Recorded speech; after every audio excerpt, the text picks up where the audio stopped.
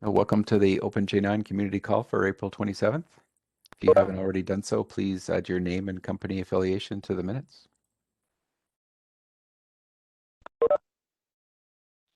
Still looking for volunteers for any future lightning talks or people to be volunteered. You know any, let me know or add them to the agenda. So we'll take a look at the end user issues.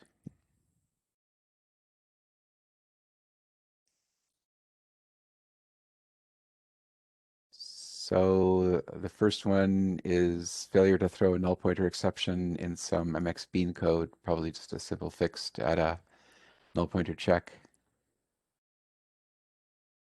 Request to add something to xtrace, which I've assigned into the backlog. Problem with processor detection, or not processor detection, but generating an instruction that's not supported by a processor. And then there was a weird issue where an internal machine is throwing the same exception on an instruction that every machine should support. So I think there's going to be some improvements to that code. That was all in the last 7 days. Anybody else have anything else they want to discuss in the user raised issues?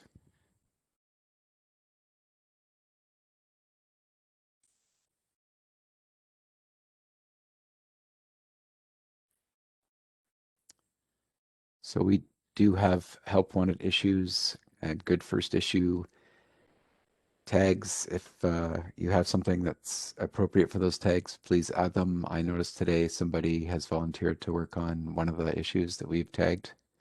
So that's great. Yeah, I'm just going to write up a description of what we hope to accomplish for that and then assign that to that person.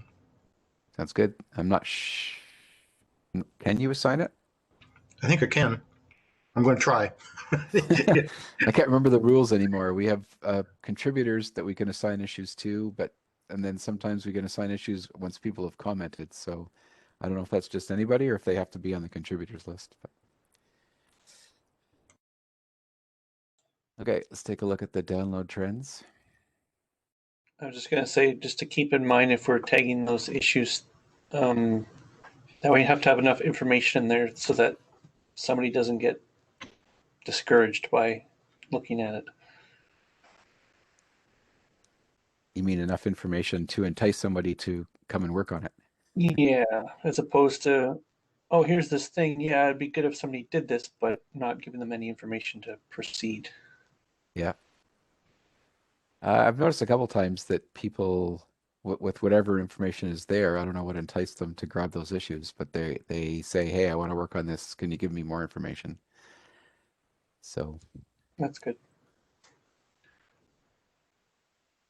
I don't know if they really need more information or they're new to the project, so they might need some pointers on how to get started. Whereas for people who are familiar with the project, the information that's there is probably sufficient.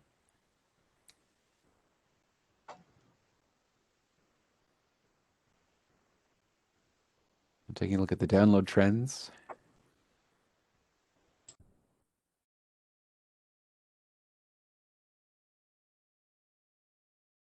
A little bit of an uptick. Hopefully that's related to the new release. Or so of an uptick for Hotspot than OpenJ9, but it's going in the right direction anyways. So what's next? Of course, the 0.26 release is now completed. All the builds are done, everything's tagged, release notes are created. Is Marius on the call? Nope. So there is the I'm blanking on the name, the something chart that's supposed to come along Helm later. chart? Helm chart, that's it. Thank you. Yeah. So that's supposed to come along later. Hopefully that's in progress. Maybe I'll ask Marius offline to just to make sure that's happening.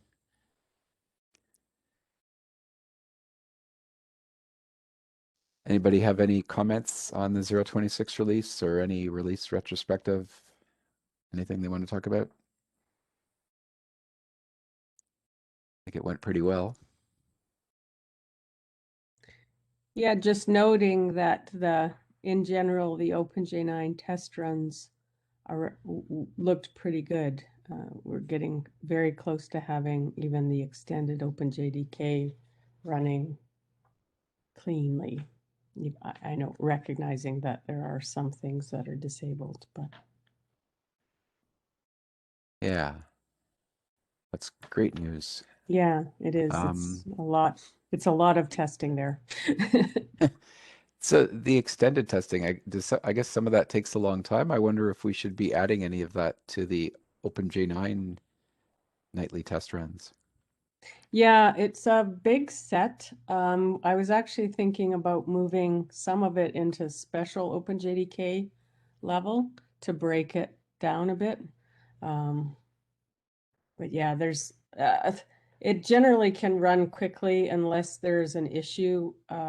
Some of the tests that are failing end up hanging for their full timeout.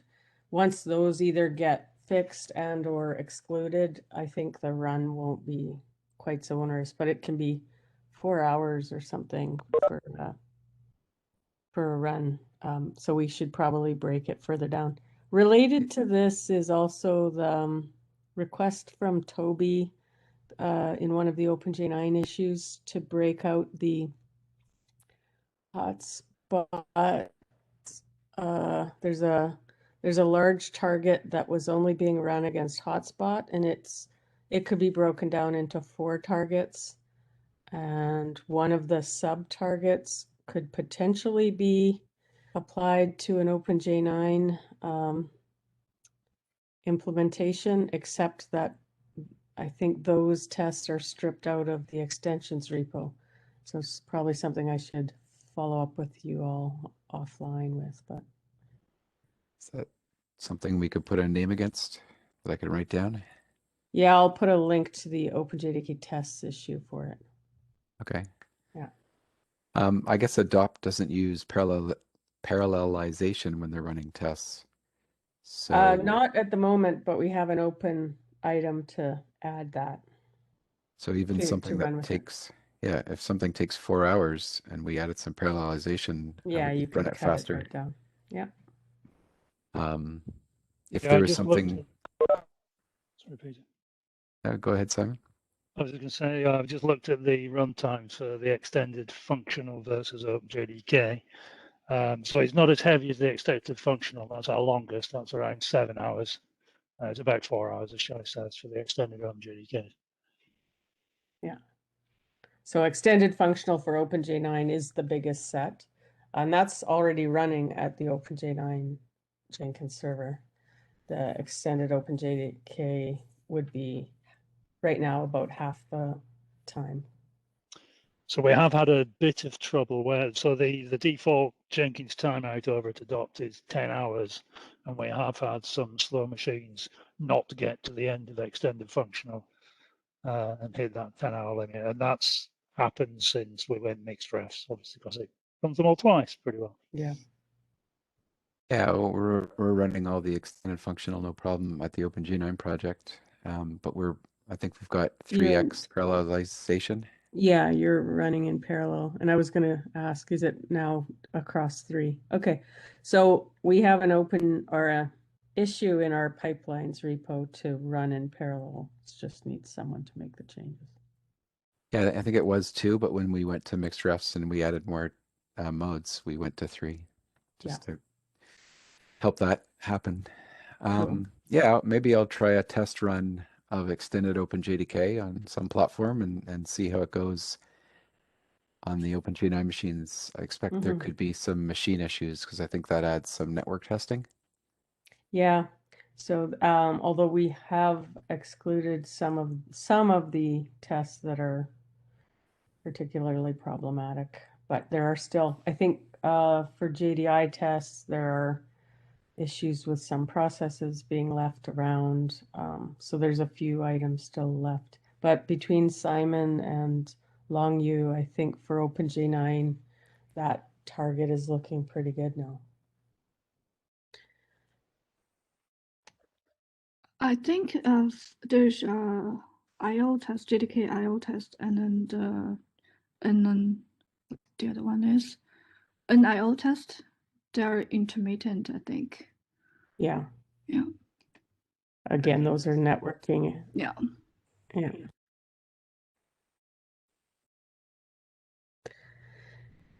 And for certain platforms, like Mac, the tests that require windowing system, so require a certain configuration on the machine. I think we have those excluded at the moment because you need to configure your Mac machines in a certain way to allow for it.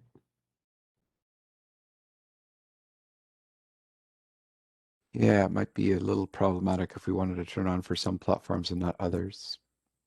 But I guess we have the exclude lists where we could manage that. Yep, yeah, we do that now. So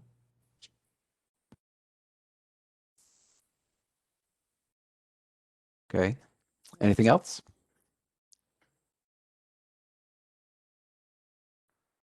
Next on the agenda is the mixed build performance, but Sharon, who is looking at that, has left IBM, and Marius has taken that over, and he's not on the call. So unless somebody has any information about that, I think we'll just move on. 027 release scheduled for July. The dates are there. So we have until June 6th, a good month till we have to split, which takes us to the adopt update. yeah, and I guess I could have just blended this in with the retrospective from release. It's really, the release is nearly complete, as in Docker images still need to be published. And there's an issue with OpenJ9 Slim images. It looks like something's being stripped out that is required by OpenJ9. I put a link to the issue, and Barath is supposed to update that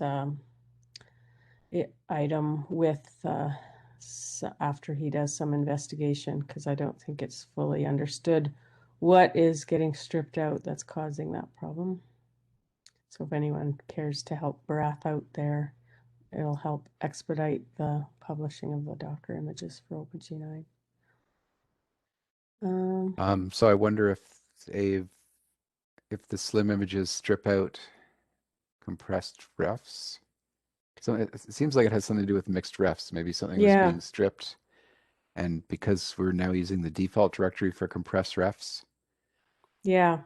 So that, Um, right. So selected VM default does not exist when they run the Slim script. Or the slim script maybe only picked the compressed refs directory because that's all that was needed before, but now you need the default directory instead.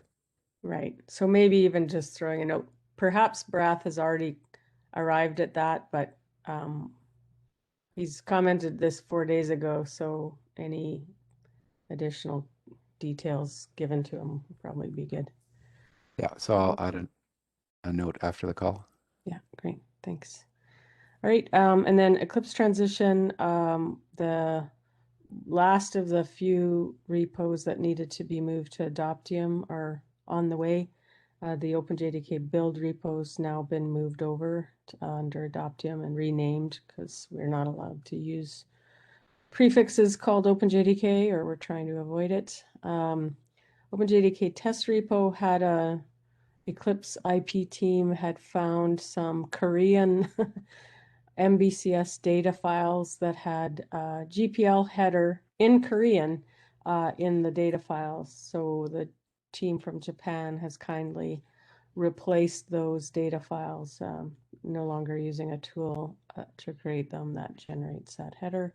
So we should be clear to move the OpenJDK test repo shortly. And then finally, introduced in a different call earlier today, but I wanted to bring it to the broader community. Going forward, the idea was to continue to build and test OpenJ9 at Adoptium, as there are benefits from the Aquavit perspective and project to be able to run the Aqua Suite against OpenJ9 and make it better for all distributions. I want to talk with at least the project leads, but anyone in the community around what would be the goals for doing so from an OpenJ9 perspective, what goals or benefits that you see. This will help guide us to decide what frequency we would have it. I also want to kind of get help where people signing up in terms of helping with triage of that, although having things running cleanly is a great starting point, and I think we're nearly there. And then I guess the other piece of this story is because of this restriction that will be applied to us, any non-Tamarin builds will have restricted access, so people won't just be able to go pick a nightly up from a Jenkins server or from an API. But it doesn't mean we wouldn't still want to run the tests and also make the test results available through the TRSS instance that we have. So I'm not sure quite how to come to all of these decisions, but I wanted to introduce the idea to the community call today to say, what would the OpenJ9 community, and I'm a committer there too, hope to gain from continuing to build and run tests at Adoptium? Also, what frequency we should be targeting based on those goals that we have. And so anyone with thoughts or opinions on this topic, I think, yes, we should table it for next call. I don't suspect we'll have everybody ready to answer the questions today. And I guess I can also create OpenJ9 issue to kind of gather that discussion in one place. So That's good. I yeah. mean, I could give a couple thoughts off the top of my head, Sure, which is it would be useful to run the test there just to get more coverage, to find problems, intermittent problems. The other thing would be to run them nightly if possible, same as they're running right now. I mean, the goal is to have all the tests green all the time, so yeah, that should make it for easy triage if they are green. that's right. Yeah, and I think that would be how we could proceed, assuming they are staying relatively healthy. It's when they start to be kind of decay that then we probably have to think about a different thing. So right now we run a certain set nightly and a certain set weekly. There's no particular reason to change that. And as we're arriving at a place where we're currently getting close to being all green, then I don't even suspect that there's a strong need for lots of triage resources, but I think it's something that since the team from Red Hat who normally does triage will also have to be picking up the Tamarin compliance piece, we're going to be stretched real thin. So I want to make sure we have still eyes on the health of the OpenJ9 stuff. But anyway, yeah, good. Yeah, the other reason to run OpenJ9 builds would be to test changes that are done at Adopt. Yeah, Or exactly. not Adopt, at Adoptium. Well, yeah, that's right. Well, it's called Adoptium, so we could continue to call it Adopt. So it still works. Yeah, so that's right. And quite frankly, even IBM being a member of the Adoptium working group, that, are going to be likely listed in the marketplace, which means that Aquavit applies to the criteria on how something gets listed in the marketplace. So there's all kinds of reasons to continue doing it. I just wanted to I'll create the OpenJ9 issue so that we can document the reasons, the goals, the desire for the continued frequency, and then any other notes people might have. But just so it's captured somewhere. Yeah, sounds good. Yep. Thank you. Great, thanks. Nobody else says anything. We can move on to machines. Looks like it says no updates this week. Sorry, yeah, I was looking for my mute button. Yeah, nothing really to talk about. Joe didn't have any update from Packet on that machine, so and our Artifactory usage is fine. Yeah, I haven't seen messages. The Yeah, Artifactory no disk problem on messages, there, so I guess that means below 75. There were some issues last night. In particular, one Mac machine seems to be problematic, and then we had network failures on a variety of Linux machines and one or two PPCLE machines. So I'm hoping they're just temporary network issues, but there may actually be a problem on that one Mac machine. So I've disabled it and created an issue for and poked Joe Right. in the issue. Maybe Didn't it just say needs there a was reboot, but some fine. I noticed that I was trying to get a build through for OMR acceptance, and it got all the way to the end of the build and then tried to do the OSU upload and then failed. And that happened a couple times on the same machine. On Mac? Yeah, the one particular Mac machine. Okay. It's the number 3 machine. Okay. Anyways, there's an issue for it. Okay. The X Linux, I couldn't pin it on any particular machine. There was 4 or 5 different machines where we just had network kind of problems or Jenkins kind of problems. So if things settle down this afternoon, maybe I'll run a not a cleanup, but the other one that reboots all the machines. Sanitize. Yeah, So it only sanitize. Windows, it'll just kill processes on the others. Okay, only Windows gets rebooted. Yeah.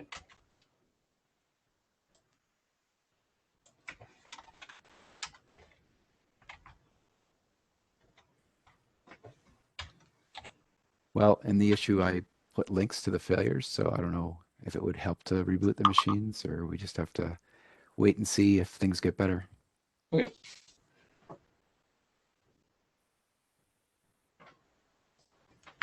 Okay, so moving on to any other business. Bob Neat, do you have updates for OpenJDK method handles? Hey, Peter, can you hear me? Yep. So we're still working on fixing functional issues, and the JIT team is still working on performance optimizations. And I think we are still on target to meet the deadline for the 0.27 cutoff date, which is 7th June 2021. So how many fixes would you say are in progress for all the different functional test failures? So we saw new issues last week. So before that, so 3 PARs are opened and to be merged. And to be fixed, I think there are 2 segfaults and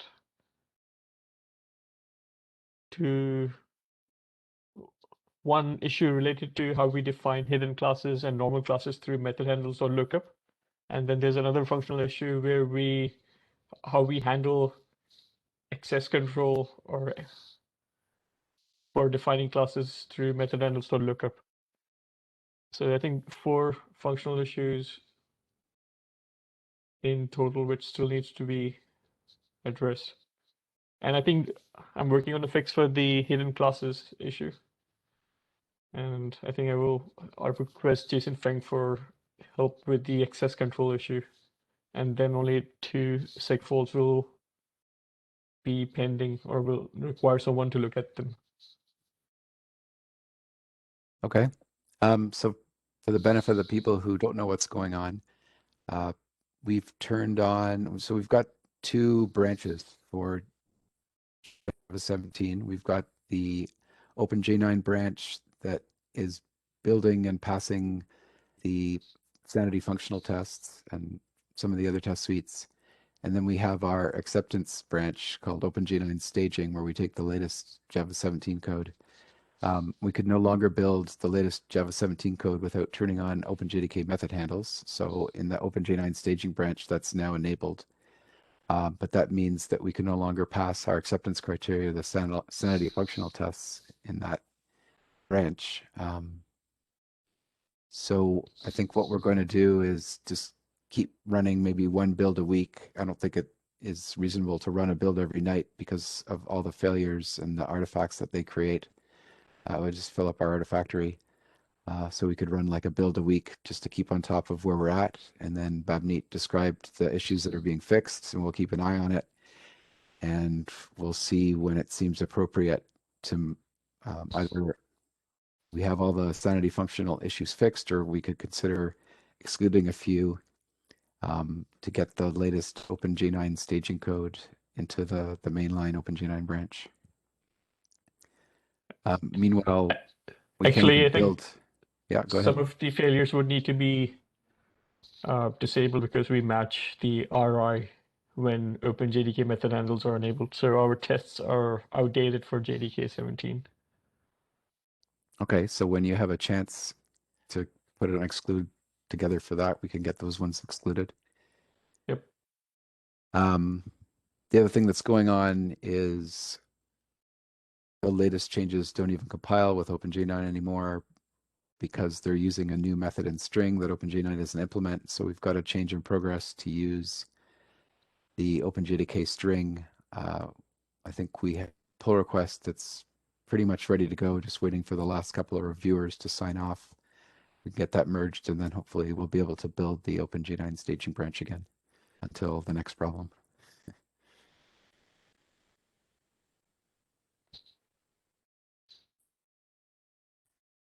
Any other comments? No, I'm good, Peter. Okay, thank you.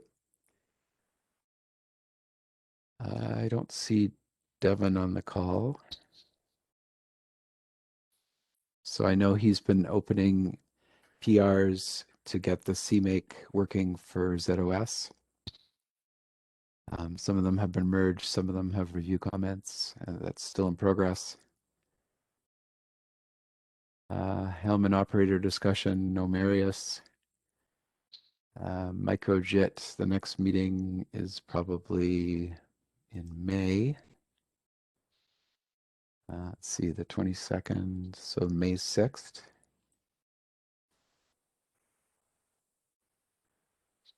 And then our last thing, unless somebody else has other business to bring up, we can move all our repos. So after this call, I'll add a note to the issue at Eclipse and ask them to move all the remaining issues. Everything should be redirected, so nobody should see any problems, although I've seen them ask committers to update their links to their repos. I don't know how long the redirects will work for, possibly forever, but it would be good to be using the correct links rather than links that get redirected. So I'll be posting on Slack about status of that. Anybody have comments on that or any other issues? Guys, we can close the call. Thanks, everyone. Thank you. Bye. Take care. Bye.